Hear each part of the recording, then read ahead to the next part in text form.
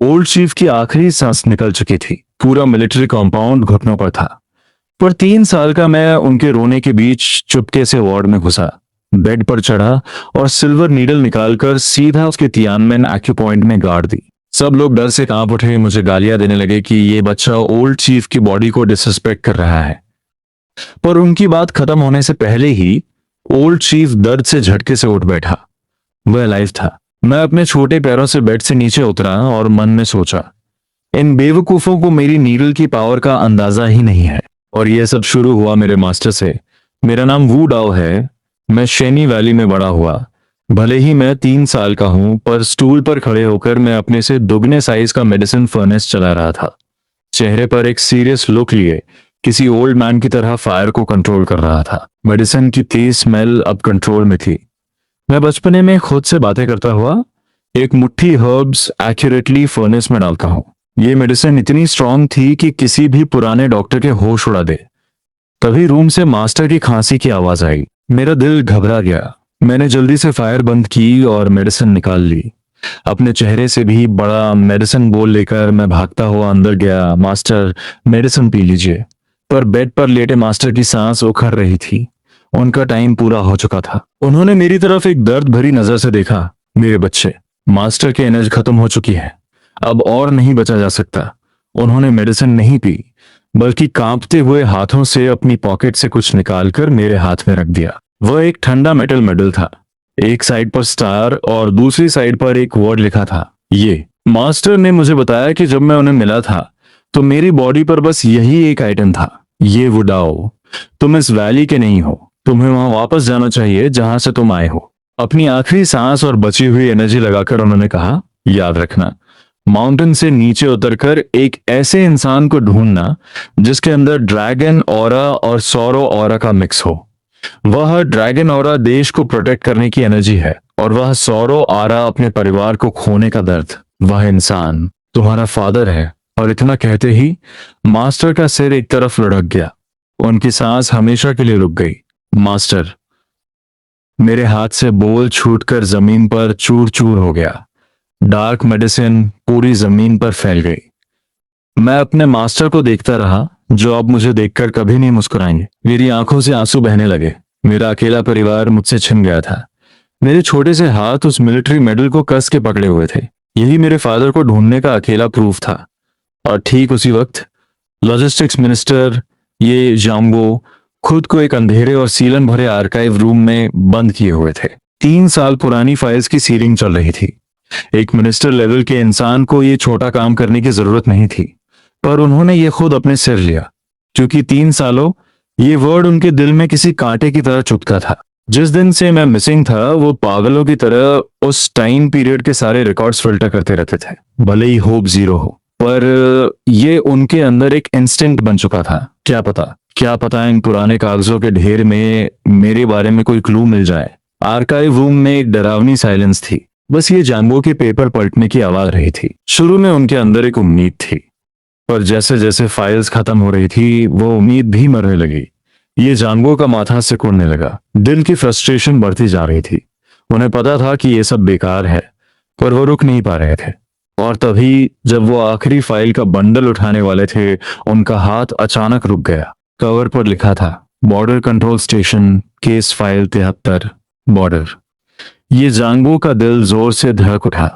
जिस जगह मेरे और मेरी माँ के साथ हादसा हुआ था, वह बॉर्डर लाइन के पास ही था। उनकी सांसें तेज हो गई। उस डेढ़ आंखों में अचानक एक फायर जल उठी। कांपते हाथों से उन्होंने फाइल को खोला। एक अजीब सी पुरानी स्मेल आई। फाइल में एक cross border human trafficking gang पर हुए जॉइंट ऑपरेशन की रिपोर्ट थी, और टाइम ठीक 3 साल पहले का ऑटम। ये जांगो की heart rate out of control हो चुकी थी। उन्होंने पागलों की तरह पेजेस पलटना शुरू किया। वो सीधे आखिरी अटैचमेंट और आइटम लिस्ट पर पहुंचे। Attachment 1, rescued children list. वह लिस्ट को घूरने लगे, एक एक नाम को ध्यान से चेक करते हुए। वह लिस्ट को कंटिन्यूसली घूर रहे थे, लेकिन टॉप से बॉटम तक चेक करने के बाद भी उन्हें मेरा नाम नहीं मिला। जो फायर थोड़ी देर पहले जली थी, उस पर किसी ने ठंडा पानी डाल दिया। ये जाम्बो के चेहरे पर वापस डिसअपॉइंटमेंट छा गई। खुद पर हंसते हुए उन्होंने फाइल क्लोज करने की कोशिश की, पर जैसे ही उनका हाथ फाइल बंद करने वाला था, उनकी नजर आखिरी पेज पर चिपकी एक पुरानी येलो फोटो पर भी। वह क्राइम सीन की एक बहुत ही ब्लर फोटो थी। लाइटिंग कम थी। फोटो में ह्यूमन ट्रैफिकर्स के ठिकाने से मिला रैंडमली पड़ा सामान दिख रहा था। फटा हुआ कपड़ा, गंदा मिल्क बॉटल और कॉर्नर में पड़ी एक मिलिट्री मेडल। मेडल को देखते ही ये जांगो की आंखें फटी की फटी रह गई। उन्होंने झटके से फोटो को खींचा और लगभग अपनी आंखों के पास ले आए। भले ही फोटो ब्लर थी, पर उन्होंने एक सेकंड में पहचान लिया। उस मिलिट्री मेडल के एज पर एक स्क्रैच मार्क था, जो एक बार उनसे गलती से नाइफ से लग गया था, और इस वजह से मेरी माँ ने उन्हें काफी ताने भी दिए थे, क्योंकि यह मेडल मेरे ग्रैंडफादर की आखिरी निशानी थी। मेरी माँ इस मेडल को अपने सबसे कीमती खजाने की तरह मानती थी। मेरे पैदा होने के बाद उन्होंने अपने हाथों से इसमें रेड थ्रेड बांधकर इसे मेरे ब्लैंकेट पर लगाया था। ये बिल्कुल वही था। इसमें कोई गलती नहीं हो सकती। ये जांगो का दिमाग जैसे ब्लास्ट हो गया। उनके आसपास की पूरी दुनिया शांत हो चुकी थी। उन्हें लगा जैसे उनका दिल चेस्ट से बाहर निकल आएगा। बॉडी का ब्लड फ्लो रिवर्स होने लगा। उन्होंने किसी पागल की तरह फाइल के मेन टेक्स्ट को वापस खोला। हाथों को इतना टाइट पकड़ा था कि उंगलियां सफेद पड़ गई। उन छोटे छोटे लेटर्स के बीच वह मिलिट्री मेडल का रिकॉर्ड ढूंढने लगे, और आखिरकार एक छोटे से साइड नोट में उन्हें वह डिटेल्स मिल ही गई।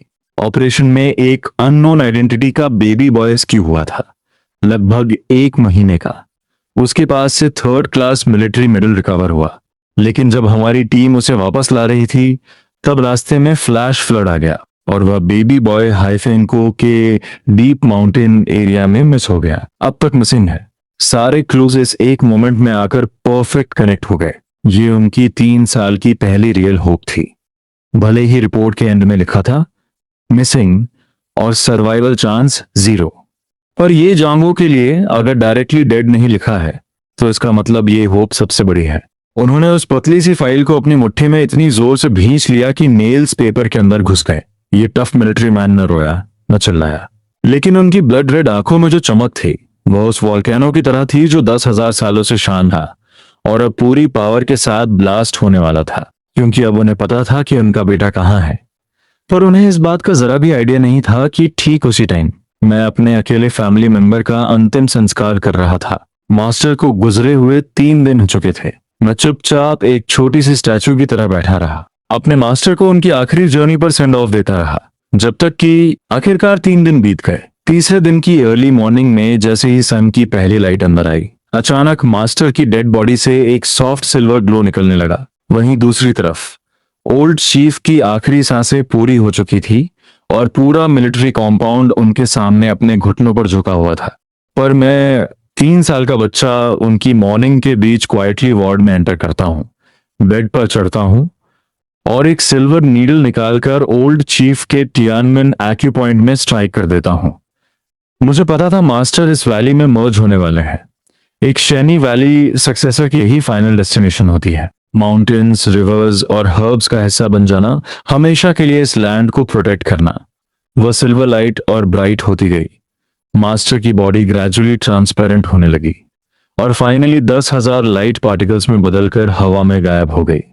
रूम में सिर्फ उनके ओल्ड कपड़ों का एक फोल्डेड सेट बचा था। मैं खड़ा हुआ और उस खाली बेड के सामने रिस्पेक्टफुल होकर 3 बार बो किया, मास्टर, बूढ़ा हमेशा आपकी बात मानेगा। मेरी चाइल्डिश आवाज उस खाली रूम में गूंज रही थी, एक ऐसी लोनलीनेस के साथ जिसका कोई एंड नहीं था। उसके बाद मैंने अपने आंसू पोंछे और बिल्कुल सिस्टमैटिक तरीके से मास्टर की चीजें पैक करना शुरू कर दी। उनकी बिलोंगिंग्स बहुत कम थी, बस एक लॉक्ड वुडन बॉक्स था। मैंने मास्टर की दी हुई की से उस बॉक्स को ओपन किया। अंदर वाटरप्रूफ कैनवस में टाइट पैक किया हुआ एक पार्सल था। मैंने उसे बहुत केयरफुली खोला और सबसे टॉप पर छोटे कपड़ों और जूते का एक ब्रांड न्यू सेट था। उसका साइज बिल्कुल वही था जो मैं अभी पहन सकता था। मेरी आंखें फिर से लाल हो गई। मतलब मास्टर ने मेरे लिए पहले से ही सब कुछ प्लान कर रखा था, पर मुझे नहीं पता था कि ये तो बस स्टार्ट है। कपड़ों के नीचे एक ओल्ड लेदर नीडल बैग था। जैसे ही बैग खुला, 81 सिल्वर नीडल्स उस मॉर्निंग लाइट में कोल्ड शाइन मार रही थी। ये शनी वैली के पिछले सभी एंसेस्टर्स से पास डाउन हुई टेंशु नीडल्स थी। उस नीडल बैग के पास एक थिक लेदर मैन्युस्क्रिप्ट रखा था, डिवाइन फार्मर्स मटेरिया मेडिका का एनोटेशन। उसमें न सिर्फ मेडिकल टेक्स्ट था, बल्कि मास्टर के पूरे लाइफ का मेडिकल एक्सपीरियंस और उनके यूनिक प्रिस्क्रिप्शंस भी थे। यह शनी वैली की ट्रू लेगेसी थी। पर तभी उस मेडिकल बुक के एंड पेजेस में मुझे एक लेटर मिला। एनवेलोप पर लिखा था मेरे डिसाइपल वुडाओ के लिए। मैंने बिना देर किए लेटर ओपन किया, पर उस लेटर का कंटेंट पढ़कर मुझे लगा जैसे मैं किसी आइस बॉक्स में गिर गया हूँ। वुडाओ, जब तुम ये लेटर पढ़ोगे तब तक मैं मिट्टी में मिल चुका हूँगा, उदास मत होना।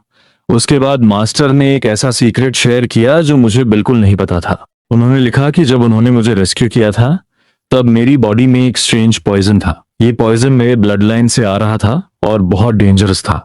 अगर वो पॉइजन ट्रिगर हो गया तो गॉड भी मुझे सेव नहीं कर पाएंगे। यह शनी वैली का यूनिक अर्थ ऑरा था जिसने पॉइजन की एक्टिविटी सप्रेस करके मेरी लाइफ बचा रखी थी।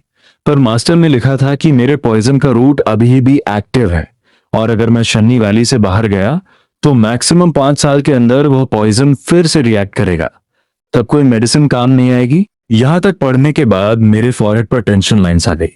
मैं एक ऐसी लाइफ जी रहा था जिसकी डेथ पहले से कंफर्म है। पर लेटर के लास्ट में मास्टर ने एक स्ट्रॉन्ग वार्निंग दी थी, इसलिए वुडाओ, तुम्हें अपने फादर को ढूंढना ही होगा। उनकी बॉडी का ड्रैगन ऑरा इस पूरी दुनिया में अकेली चीज है जो तुम्हारे हार्ट चैनल को प्रोटेक्ट कर सकती है।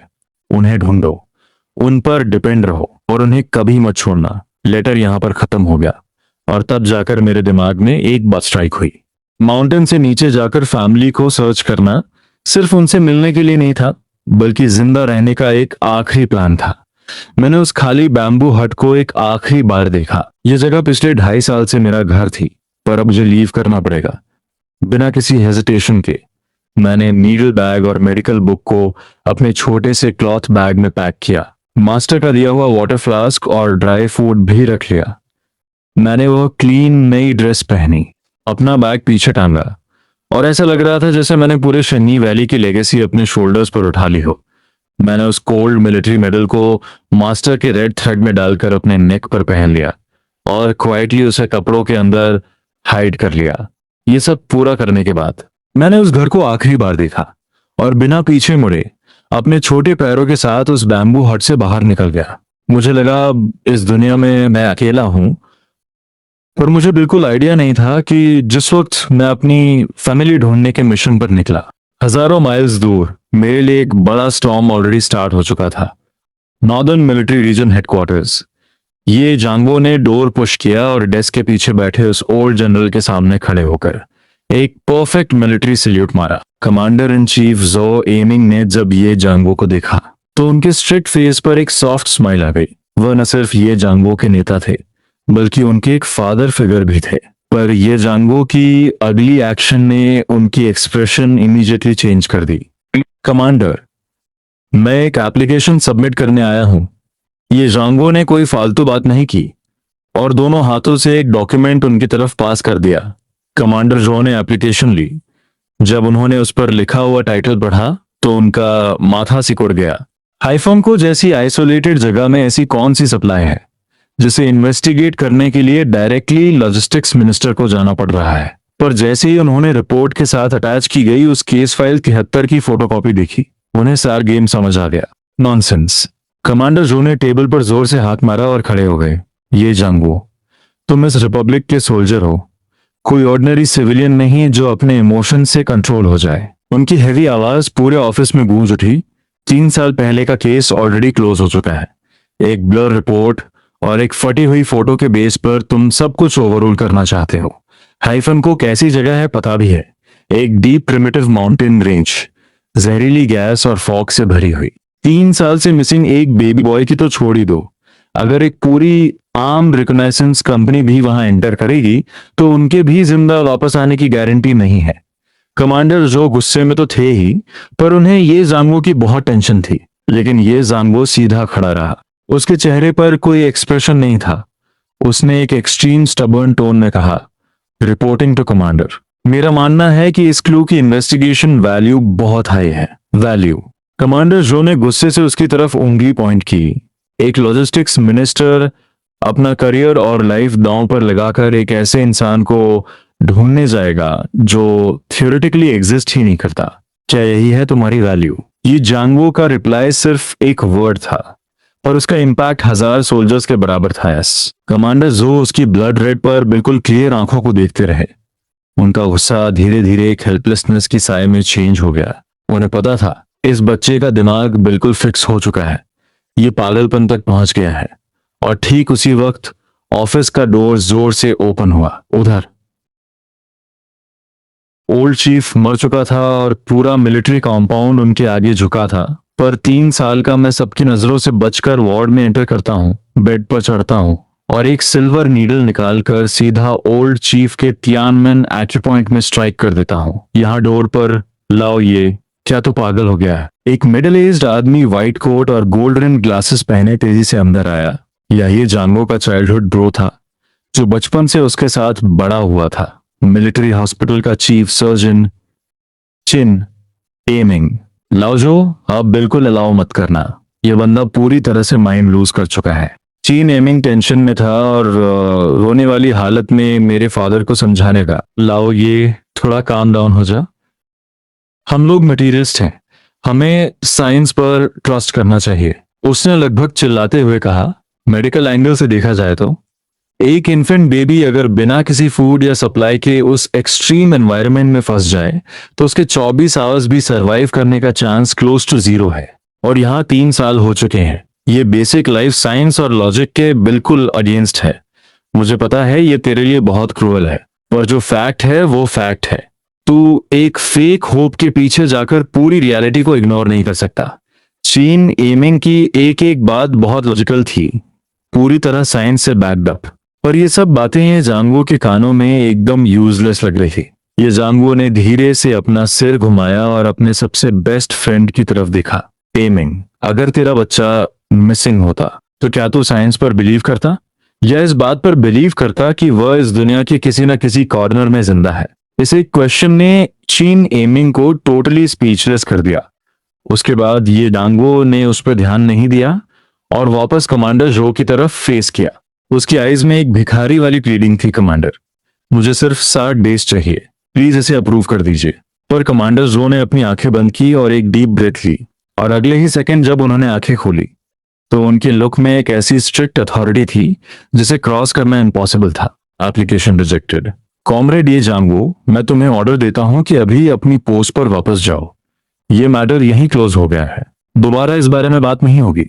इतना बोलकर वह कुर्सी पर बैठ गए और दोबारा मेरे फादर की तरफ मुड़कर नहीं देखा।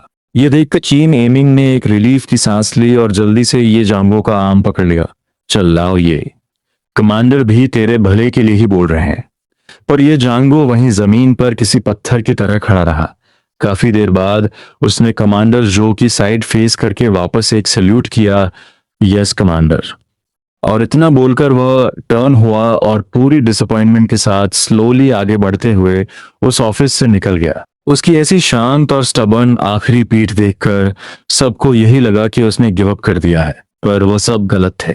उसी रात ये जानवो घर वापस नहीं गए, बल्कि अकेले उस ग्रेवयार्ड पहुंचे जहां मेरी माँ का एशेज रखा था। उस ठंडे ग्रेवस्टोन पर मेरी माँ की एक स्वीट स्माइल वाली फोटो लगी थी। मेरे फादर ने अपने हाथ आगे बढ़ाए और धीरे से ग्रेवस्टोन से डस्ट साफ किया, जैसे वह उनके फेस को टच कर रहे हो। शावान, मुझे एक क्लू मिला है। मुझे पता है कि सबको लगता है मैं पागल हो चुका हूं और यह होप बिल्कुल जोक लगती है, पर मुझे कोई परवाह नहीं।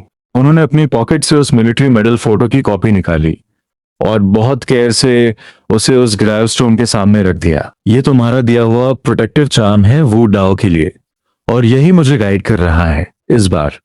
भले ही मेरा करियर और लाइफ ही क्यों ना चली जाए, मैं जरूर जाऊंगा, इंतजार करना, मैं हमारे वुडाओ को लेकर वापस आऊंगा। इतना बोलकर वह झटके से खड़े हो गए। उनकी आंखों में से अब वह दुख और कंफ्यूजन बिल्कुल गायब हो चुका था। उसकी जगह एक ऐसी लिमिट क्रॉस डिटर्मिनेशन और कॉन्फिडेंस था जो पहले कभी नहीं दिखा। सिस्टम अप्रूव नहीं करेगा तो वो अपने खुद के तरीके से अपना मिशन पूरा करेंगे। अगले दिन ये जानवो का बिहेवियर एक्सट्रीमली काम था। वह हमेशा की तरह अपने डेली ड्यूटी कर रहे थे, जैसे वह रिजेक्टेड एप्लीकेशन कभी हुई ही नहीं हो। यहाँ तक कि चीन एमिंग भी रिलैक्स हो गया और उसने सोचा कि चलो इसको बात समझ आ गई। लेकिन सब लोग ये जानवो के उस आइस कोल्ड फेस के धोखे में आ रहे थे। उस शांत सरफेस के अंदर एक मास्टर प्लान का करंट चल रहा था। लॉजिस्टिक्स डिपार्टमेंट के टॉप बॉस होने के नाते उन्होंने अपने पावर का यूज किया और अपने लिए फोर्स मेडिकल लीव और बॉडी चेकअप की एक फेक एप्लीकेशन रेडी की। उन्होंने मल्टीपल सिक्योरिटी चेक्स को बाईपास किया और खुद ही उस पर सिग्नेचर करके उसे अप्रूव भी कर दिया। अपने ही सिस्टम में लूपहोल निकालना उनके लिए लेफ्ट हैंड का गेम था। अगले 2 दिन तक उन्होंने बहुत क्लेवरली अपना सारा इंपॉर्टेंट वर्क किया और किसी को शक तक नहीं हुआ। तीसरे दिन आधी रात को ये जांगुओं ने अपने कपड़े चेंज किए। उन्होंने मिलिट्री जीप नहीं ली, बल्कि वेयरहाउस से एक बिल्कुल नॉर्मल सी बीजिंग 212 गाड़ी उठाई। निकलने से पहले वह अपने टेबल पर बैठे और चीन एमिंग के लिए लाइफ की पहली और शायद आखिरी लेटर लिखी। ये जांगो ने लेटर को एनवेलप में रखा और चीन एमिंग के ऑफिस में सबसे हाईलाइट होती जगह पर ड्रॉप कर दिया। उसके बाद बिना पीछे मुड़े इंजन स्टार्ट किया और डार्क नाइट के शैडोज में स्पीड पकड़कर गायब हो गए। अगली सुबह चिन एमिंग ने 8 घंटे लंबी और टफ सर्जरी फिनिश की और एग्जॉस्टेड फेस के साथ ऑफिस रिटर्न किया। पर जैसे ही वह अंदर घुसा, उसे टेबल पर रखी हुई वह वार्निंग लेटर दिखाई दी। उसकी आंखों के सामने अंधेरा छा गया, दिल जोर से धक से रह गया। एक अजीब सी बैड फीलिंग उसे हिट करने लगी। उसने जल्दी से एनवेलप फाड़ा और एक ही सांस में लेटर पढ़ना स्टार्ट किया। जैसे जैसे वो टेक्स्ट पढ़ता जा रहा था, उसका चेहरा बिल्कुल सफेद पड़ता जा रहा था। लेटर पकड़ते हुए उसके हाथ कांप रहे थे और जब उसकी नजर उन 2 लेटर्स पर पड़ी, आखिरी विदा, तो उसे लगा जैसे उसके आगे सब ब्लैकआउट हो गया। उसकी बॉडी का खून फ्रीज हो चुका था। बास्टर्ड, ये इडियट। चीन एमिंग ने गुस्से से टेबल पर पंच मारा। उसे अपनी आंखों पर यकीन नहीं था। यह आदमी लिटरली सुसाइड करने जा रहा था। अब चीन एमिंग को अपनी थकान की कोई परवाह नहीं थी। एक एंग्री लायन की तरह उसने लेटर उठाया और सीधे हेडक्वार्टर्स की तरफ स्प्रिंट किया। उसने बाहर रिस्पॉन्स का वेट भी नहीं किया, सीधा डैश मारकर कमांडर जो का डोर तोड़कर ओपन कर दिया। कमांडर, बैड न्यूज है, ये जांगो भाग गया। कमांडर जो ने लेटर पढ़ा। उनका गुस्सा एक्सट्रीम लेवल पर चला गया, पर ठीक उसके बाद एक डीप वरी और टेंशन भी उनके फेस पर आ गई। जिस बात का उन्हें सबसे ज्यादा डर था वही हो गया। ये रेबेल सोल्जर लिटरली अपना खुद का करियर डिस्ट्रॉय कर रहा था। अंकल चीन की बॉडी से पसीना छूट रहा था। कमांडर, अब इन सब चीजों का टाइम नहीं है। जांगो को स्टमक प्रॉब्लम और पुरानी इंजरीज है। उसका मेंटल स्टेट काफी अनस्टेबल चल रहा है। उसका माइंड अभी एक डेथ जोन में जा चुका है। इस सेंटेंस ने कमांडर जो की आंखें तुरंत खोल दी। पनिशमेंट तो बात की बात है, अब सबसे इंपॉर्टेंट पार्ट है कि इस इंसान को सेफ लाया जाए। तभी अंकल चीन ने अपने दांत पीसे और एक बहुत ही बोल्ड आइडिया थ्रो किया। कमांडर, मैं रिक्वेस्ट करता हूं, सडन क्रिटिकल इलनेस और इमरजेंसी मेडिकल टीम की आड़ लेकर तुरंत एक फोर्स उसके पीछे भेजी जाए। कमांडर जो ने अंकल चीन को पूरे हाफ मिनट तक ध्यान से देखा और फिर स्लोली सिर हिलाया।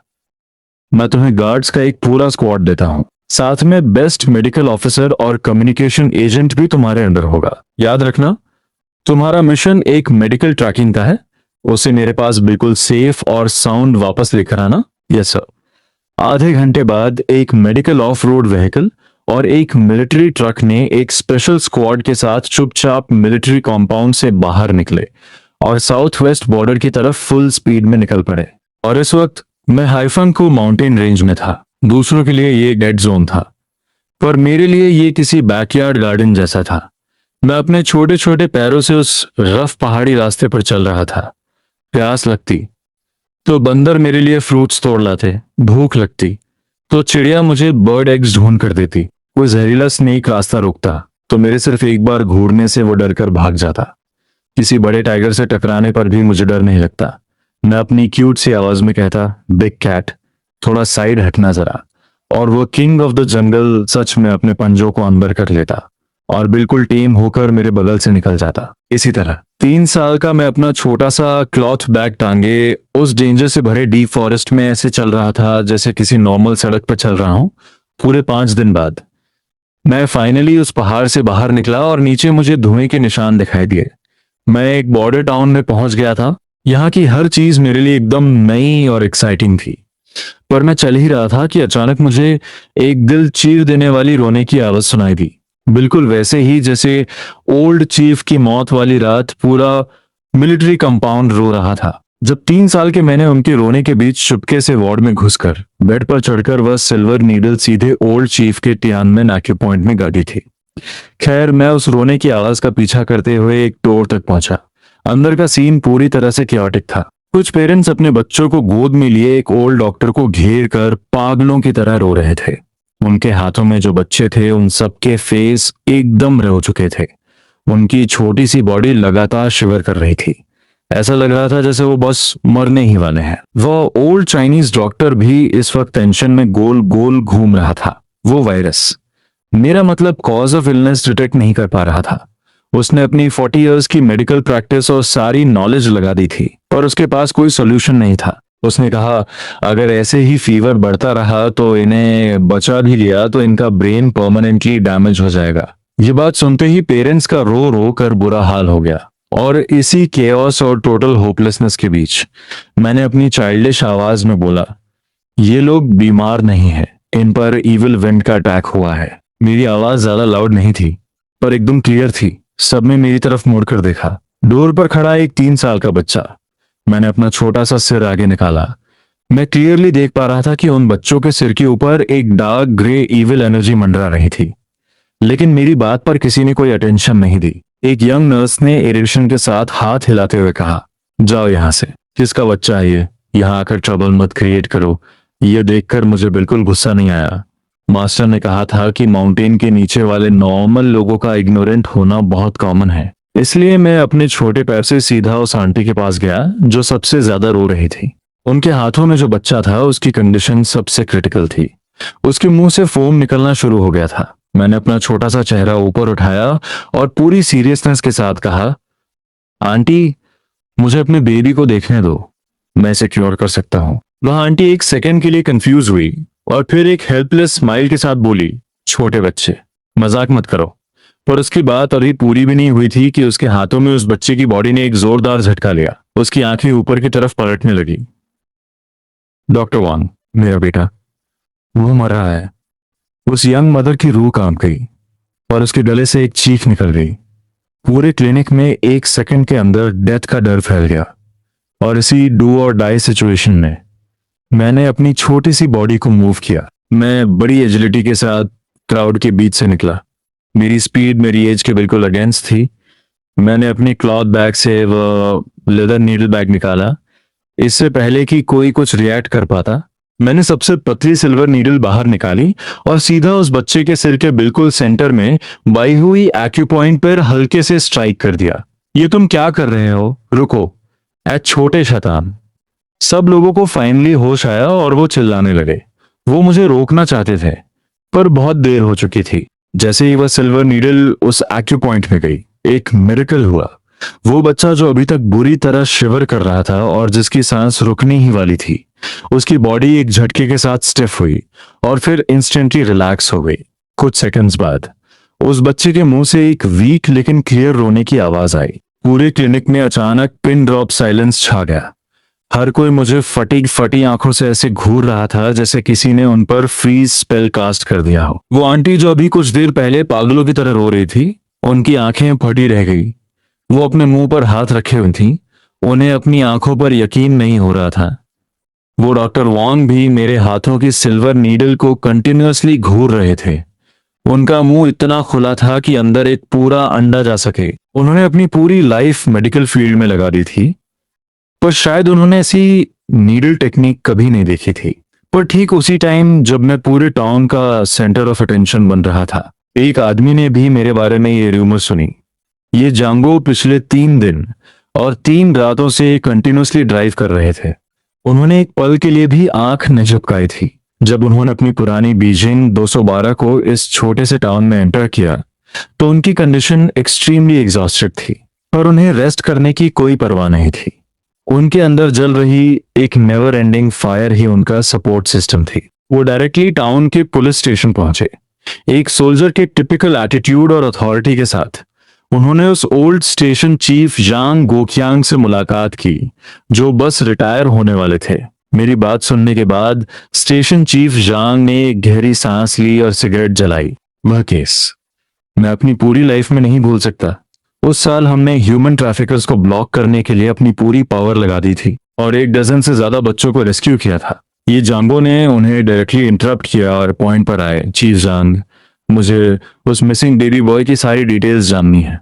चीफ जांग का फेस तुरंत और भी सीरियस हो गया। वो बच्चा बहुत छोटा था, 1 महीने का भी नहीं था। उसकी बॉडी पर एक शाइनी सा मेडल टंगा हुआ था। पर किसने सोचा था कि जब हम बच्चों को ट्रांसफर कर रहे होंगे तभी अचानक भारी बारिश शुरू हो जाएगी और उस पूरे केओस में बैम्बू बास्केट में रखा वो बेबी बॉय अचानक गायब हो गया।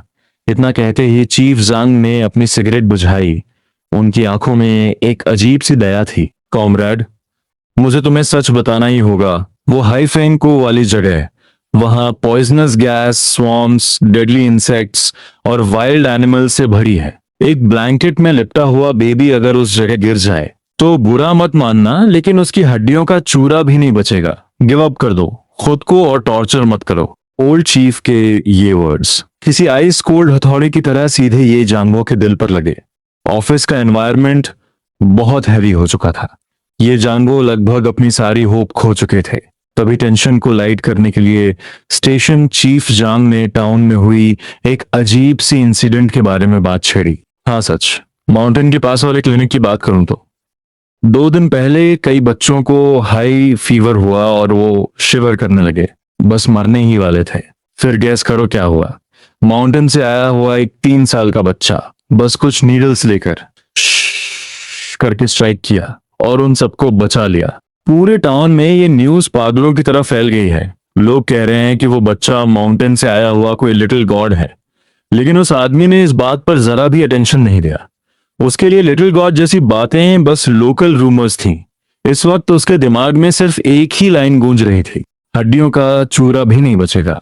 एक मैसिव डिसअपॉइंटमेंट और एग्जॉशन ने उन्हें अचानक हिट किया। उनके स्टमक में तेज दर्द शुरू हो गया। उस आदमी के मुंह से एक दबी हुई कराह निकली। उनके फोरहेड पर इंस्टेंटली कोल्ड स्वेट आ गया। उन्होंने अपने स्टमक को कस कर पकड़ लिया। अनबेरेबल पेन की वजह से उनकी पूरी बॉडी सिकुड़ गई। ओल्ड चीफ डर गए और जल्दी से उन्हें सपोर्ट किया। कॉमरेड, तुम्हें क्या हुआ? आदमी ने अपने दांत पीसते हुए कहा, पुरानी प्रॉब्लम है, नथिंग सीरियस। पर इस बार पेन पहले से कहीं ज्यादा अग्रेसिव था। उनका चेहरा पेपर की तरह व्हाइट हो चुका था।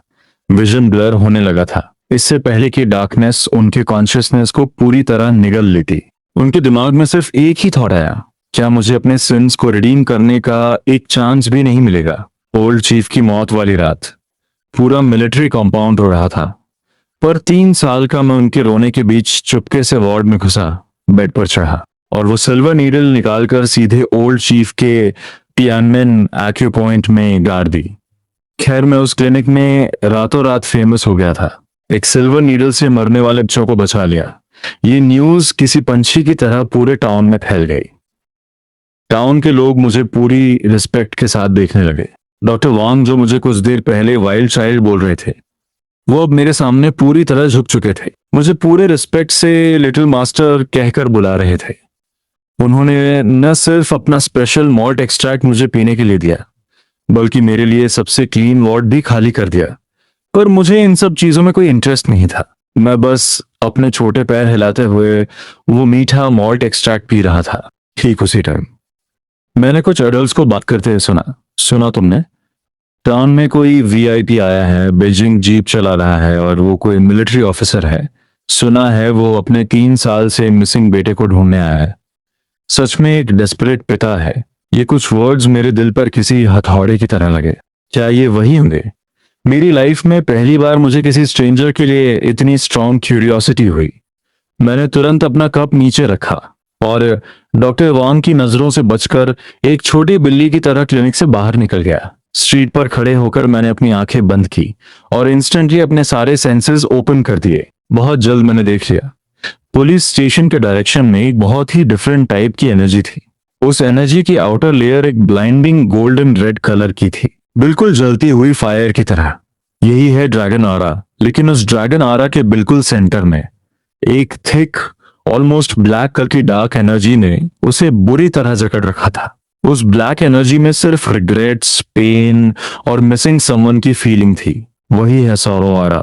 ये दो कंप्लीटली ऑपोजिट एनर्जीज एक ही बॉडी के अंदर पागलों की तरह लड़ रही थी। मेरे फॉरहेड पर इंस्टेंटली टेंशन आ गई। ये इंसान बहुत बुरी तरह बीमार है। मैंने बिना कोई सेकंड थॉट दिए अपने छोटे पैरों से उस एनर्जी के डायरेक्शन में भागना शुरू कर दिया। कुछ छोटी छोटी लेन्स क्रॉस करने के बाद मैंने फाइनली उस एनर्जी के ओनर को ढूंढ लिया। पुलिस स्टेशन के एंट्री गेट से कुछ ही दूरी पर एक टॉल आदमी अपनी बॉडी को सिकोड़े हुए दर्द से तड़पते हुए एक पुराने पेड़ के सहारे खड़ा था। उस आदमी के माथे पर सिर्फ कोल्ड स्वेट था और उसका चेहरा पेपर की तरह वाइट था। मैं इंस्टेंटली रुक गया और दूर से उसे देखने लगा। थोड़ा पास आने पर मुझे सब कुछ क्लियर दिखने लगा। इस आदमी की बॉडी के अंदर का सिस्टम पूरी तरह डिस्ट्रॉय हो चुका था। उसके इंटरनल ऑर्गन्स की एनर्जी किसी आउट ऑफ कंट्रोल जंगली घोड़े की तरह यहाँ वहां क्रश कर रही थी। स्पेशली उसके स्टमक एरिया की एनर्जी, वो एक स्पाइक्ड ग्रे वॉर्टेक्स बन चुकी थी जो पागलों की तरह घूम रही थी। और इस पूरे क्योस का रूट कॉज उसके हार्ट से आ रही एनर्जी थी। वो एनर्जी बिटर हर्ब्स की तरह कड़वी थी। वो बिटरनेस इतनी स्ट्रांग थी कि लग रहा था जैसे वो उस पूरे इंसान को निगल जाएगी। मैंने आज तक इतनी पेनफुल एनर्जी कभी नहीं देखी थी। पर स्ट्रेंज बात यह थी कि मुझे उस बिटर एनर्जी से कोई रिपल्शन फील नहीं हुआ, बल्कि मेरे दिल में एक अजीब सा दर्द होने लगा। ऐसा लग रहा था जैसे वो बिटरनेस मेरे हार्ट को भी हिट कर रही हो, जिससे मुझे एक वियर्ड कनेक्शन और हार्ट अटैक फील हो रहा था। पापा, मैंने अपने मन में इस अनजान वर्ड को सॉफ्टली बोला। अगले ही सेकंड उसके स्टमक का पेन एक्सट्रीम लेवल पर पहुंच गया। ये जानवों को लगा जैसे उनके सारे इंटरनल ऑर्गन्स अपनी जगह से हट गए हों। कोल्ड स्वेट ने इंस्टेंटली उनके कपड़ों को गीला कर दिया। उनका विजन ब्लर होने लगा। आसपास की हर चीज गोल गोल घूमकर नीचे गिर रही थी। सब खत्म। यही वो लास्ट थॉट था जो उनके माइंड में आया। और ठीक उसी स्प्लिट सेकंड में जब वो जमीन पर गिरने वाले थे, मिट्टी की स्मेल वाले दो छोटे छोटे हाथों ने हल्के से उनके आर्म को सपोर्ट किया और तभी उनके कानों में एक चाइल्डिश आवाज आई, हिलना मत, मैं मेडिसिन लेकर आता हूं। ये जाम्बो ने बड़ी मुश्किल से अपनी आंखें थोड़ी सी खोली। उन्हें बस रफ कपड़े पहने हुए एक ब्लर सा फिगर दिखा, बिल्कुल उस फोटो वाले बेटे जैसा। क्या ये कोई इल्यूजन था? क्या इंसान सच में मरने से पहले उस इंसान को देखता है जिसे वो सबसे ज्यादा मिस करता है? उनके पास सोचने की एनर्जी नहीं थी। मैंने उन्हें आराम से पेड़ के सहारे टिकाया, टर्न लिया और रोड के किनारे ग्रास में भाग गया। उन्हें लगा मैं किसी को हेल्प के लिए बुलाने जा रहा हूं, पर अगले ही सेकंड में नीचे झुका और मेरे छोटे हाथ उन वाइल्ड ग्रास के बीच पागलों की तरह कुछ ढूंढने लगे। कुछ ही सेकंड्स में मैंने उस झाड़ियों के बीच से एक पौधा बाहर निकाला, एक छोटी सी हर्ब जिससे पर्पल लाइट चमक रही थी। मैं उस हर्ब को लेकर तेजी से वापस भागा और पूरी सीरियसनेस के साथ उसे उनके मुंह के पास रखा। ये खा लो, इससे पेन क्योर हो जाएगा। मेरी आवाज चाइल्डिश थी पर उसमें एक अनडिनाइबल कॉन्फिडेंस था। उस आदमी का कॉन्शियसनेस खत्म हो रहा था पर उसे एक अजीब सी फ्रेश स्मेल आई। उस स्मेल में जैसे कोई मैजिक था जिसने उसके chaotic नर्व्स को थोड़ी सी रिलीफ दी। सर्वाइवल इंस्टिंक्ट ने उसका मुंह खुलवा दिया। मैंने इंस्टेंटली वो हर्ब उसके मुंह में डाल दी। एक इनडिस्क्राइबेबल बिटरनेस उनके मुंह में ब्लास्ट हुई और तुरंत ही वो बिटरनेस एक कूल फ्रेश एनर्जी में बदल गई। वो कूलनेस उनके गले से होती हुई सीधे उनके आउट ऑफ कंट्रोल स्टमक में गई। वो कूल एनर्जी बिल्कुल किसी मैजिकल रेन की तरह थी जिसने एक झटके में उनके स्टमक की जलती हुई फायर को बुझा दिया। वो पेन जो किसी नाइफ अटैक जैसा था वो एक अनबिलीवेबल स्पीड से कम होने लगा, गायब होने लगा। सिर्फ कुछ सेकंड्स के अंदर वो अनबेरेबल पेन जो किसी टफ सोल्जर को भी बेहोश कर दे वो ऑलमोस्ट गायब हो चुका था। बस हल्का सा एक इफेक्ट बचा था। एक वार्म फ्लो उनके स्टमक से निकला और उनकी पूरी बॉडी में फैल गया। उस आदमी ने एक गहरी सांस ली और फाइनली उस डाइंग सफोकेशन से आजाद हुआ। उनका माइंड क्लियर हो चुका था, विजन वापस आ गया था और जो पहली चीज उन्होंने देखी वो था मैं पूरे सीरियस लुक के साथ उन्हें घूर रहा था। वो आदमी कंप्लीटली शॉक में था और जब वो शॉक में ही था तभी दूर से ब्रेक्स की एक तेज क्रीचिंग आवाज आई। ओल्ड चीफ की मौत वाली रात पूरा मिलिट्री कंपाउंड घुटनों पर था, पर 3 साल का मैं उनके रोने के बीच चुपके से वार्ड में घुसा, बेड पर चढ़ा और सिल्वर नीडल सीधे ओल्ड चीफ के तियानमेन एक्यूपमेंट में गाड़ दी।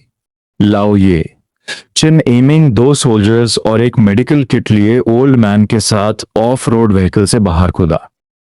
जब उन्होंने जानबो को पेड़ के सहारे पेपर जैसे वाइट फेस के साथ देखा तो सबका दिल दहल गया।